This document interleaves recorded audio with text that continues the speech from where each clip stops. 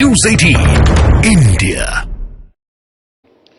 ऐसे झूठ और धोखेबाजी के कारण ही कांग्रेस को देश ने नकार दिया है। साथियों, मैंने रेवाड़ी वासियों को, हरियाणा के परिजनों को यहां एम्स बनाने की भी गारंटी दी थी। आज यहां एम्स के निर्माण की प्रक्रिया शुरू हो गई है और हमारे राव इंद्रजीत तो इस काम के लिए लगातार, वो बोलते कम है लेकिन जो तय करे उसके पीछे लगे रहते हैं।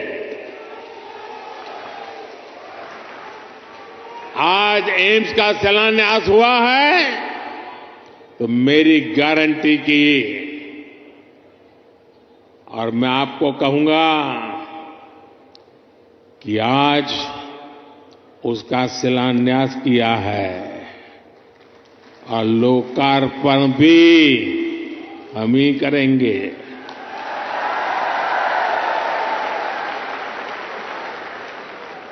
और इससे आपको बेहतर इलाज भी मिलेगा, युवाओं को डॉक्टर बनने का अवसर भी मिलेगा और रोजगार, स्वरोजगार के भी अनेक अवसर बनेंगे। रेवाड़ी में देश का 22वां एम्स बन रहा है। पिछले 10 वर्षों में 15 नए एम्स स्वीकृत किए जा चुके हैं। आजादी के बाद से लेकर 2014 तक देश में करीब 380 मेडिकल कॉलेज बने थे। बीते 10 वर्षों में 300 से अधिक नए मेडिकल कॉलेज बने हैं।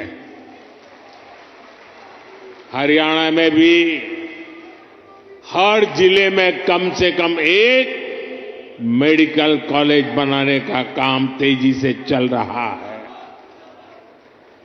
साथियों, मैं ऐसी अनेक गारंटियां गिना सकता हूं जो देशवासियों के आशीर्वाद से पूरी हो चुकी हैं। लेकिन कांग्रेस का ट्रैक रिकॉर्ड क्या है? कांग्रेस का ट्रैक रिकॉर्ड देश की आधे से अधिक आबादी को दशकों तक छोटी छोटी जरूरतों से दूर रखना का है, तरसाने का है। कांग्रेस का ट्रैक रिकॉर्ड सिर्फ एक परिवार के हित को देश और देशवासियों के हित से ऊपर रखने का है। कांग्रेस का ट्रैक रिकॉर्ड इतिहास के सबसे बड़े घोटालों का है। कांग्रेस का ट्रैक रिकॉर्ड आतंकवाद और अलगाववाद को बढ़ावा देने का है। कांग्रेस का ट्रैक रिकॉर्ड सेना और सैनिक दोनों को कमजोर करने का है। ये बातें याद रखनी जरूरी है क्योंकि आज भी कांग्रेस की टीम वही है, नेता वही है, नीयत वही है और उन सब की निष्ठा एक ही परिवार के लिए है। तो नीति भी तो वही होगी जिसमें लूट है, भ्रष्टाचार है, बर्बादी है। साथियों, कांग्रेस सोचती है कि सत्ता में रहना उसका जन्मसिद्ध अधिकार है, इसलिए गरीब का ये बेटा जब से पीएम बना है ये एक के बाद एक मेरे खिलाफ साजिशें करते जा रहे हैं, लेकिन ईश्वर रूपी जनता जनार्दन का आशीर्वाद मेरे साथ है। कांग्रेस की हर साजिश के सामने जनता जनार्दन ढाल बनकर खड़ी हो जाती है। जितना ज्यादा कांग्रेस साजिशें करती है, उतना ही ज्यादा जनता मुझे मजबूत करती है, अपना आशीर्वाद देती है। इस बार भी कांग्रेस ने मेरे खिलाफ सारे मोर्चे खोल दिए हैं, लेकिन मेरे देश की जनता का सुरक्षा कवच, और जब जनता का सुरक्षा कवच होता है, जनता जनार्दन का आशीर्वाद होते हैं, माताएं बहनें ढाल बनकर के खड़ी होती हैं, तो संकटों से पार भी निकलते हैं और देश को आगे भी बढ़ाते हैं। और इसलिए आप सबके आशीर्वाद से हिंदुस्तान के कोने कोने में जो मैं अनुभव कर रहा हूं, इसलिए लोग कह रहे हैं एनडीए सरकार 400 पार। एनडीए सरकार, एनडीए सरकार, एनडीए सरकार।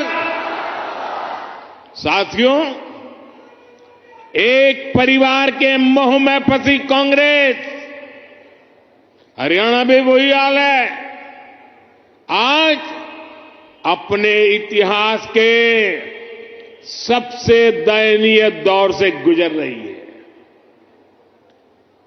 इनके नेता से अपना एक स्टार्टअप नहीं संभल रहा। ये लोग देश संभालने का सपना देख रहे हैं। आज कांग्रेस की हालत देखिए। कांग्रेस के पुराने नेता एक एक करके इनको छोड़कर जा रहे हैं।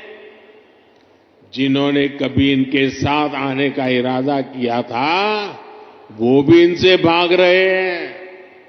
आज स्थिति ये है कि कांग्रेस के पास अपने कार्यकर्ता तक नहीं बचे हैं। जहां कांग्रेस सरकार में है, वहां इनसे अपनी सरकारें भी नहीं संभल रही है। आज हिमाचल में लोगों को वेतन और पेंशन देने तक में मुश्किलें आ रही है। कर्नाटका में विकास की योजनाओं पर भी कांग्रेस सरकार काम नहीं कर पा रही है।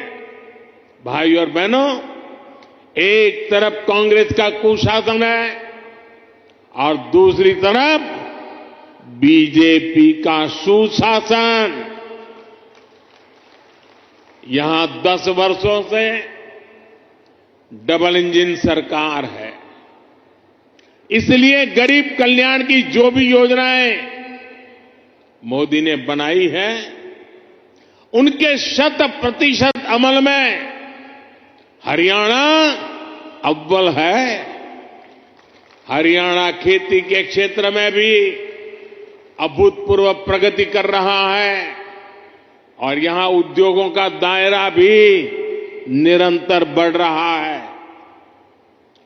जिस दक्षिण हरियाणा को विकास में पीछे रखा गया, आज वो कहीं तेजी से आगे बढ़ रहा है।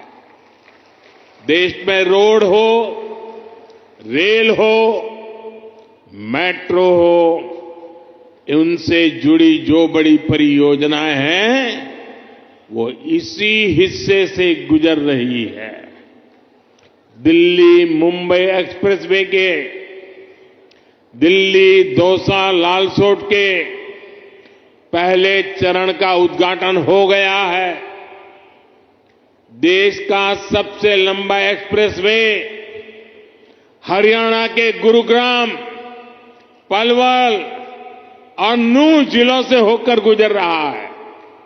साथियों, 2014 से पहले हरियाणा में रेलवे के विकास के लिए हर वर्ष औसतन 300 करोड़ रुपए का बजट मिलता था।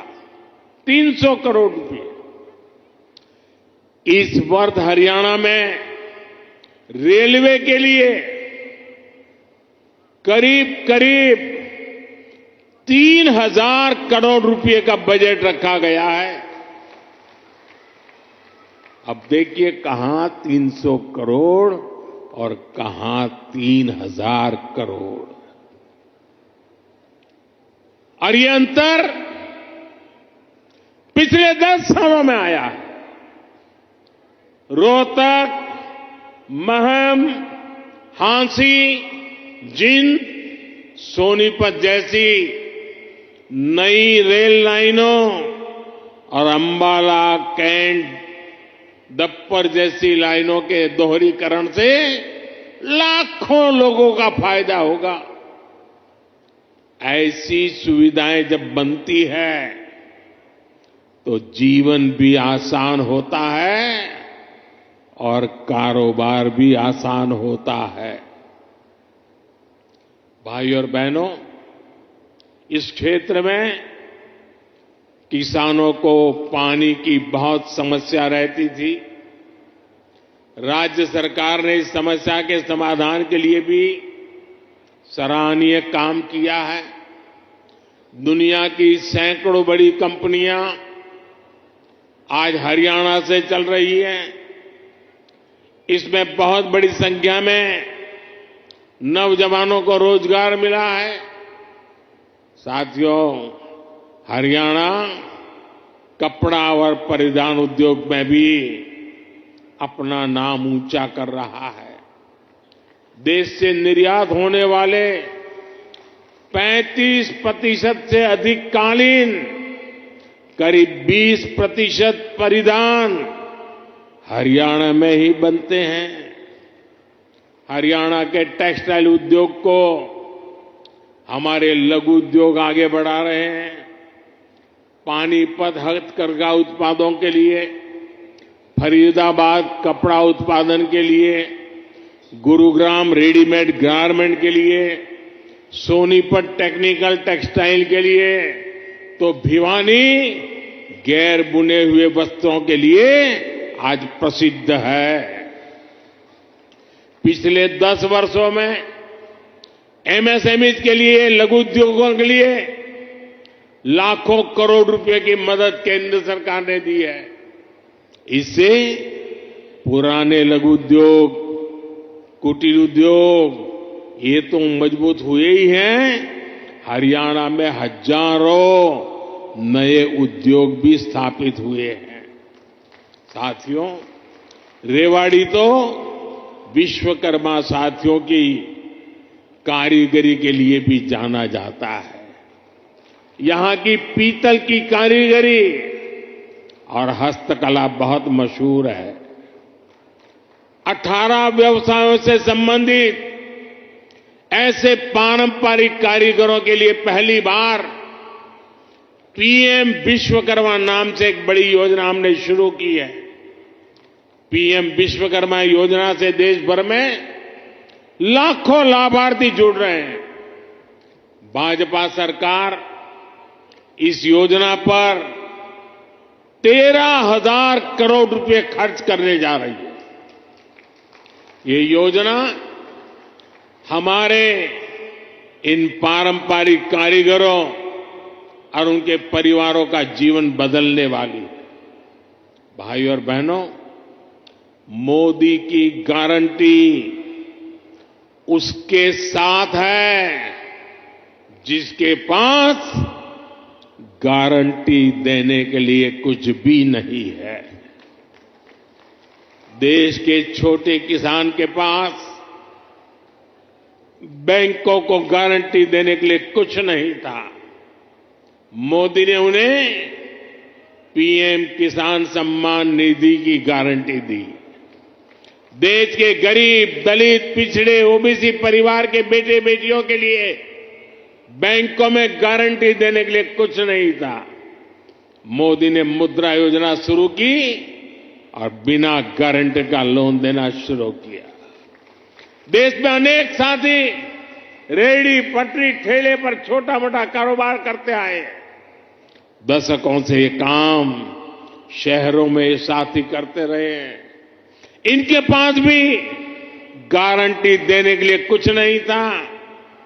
पीएम स्वनिधि योजना से इनकी गारंटी भी मोदी ने ली है।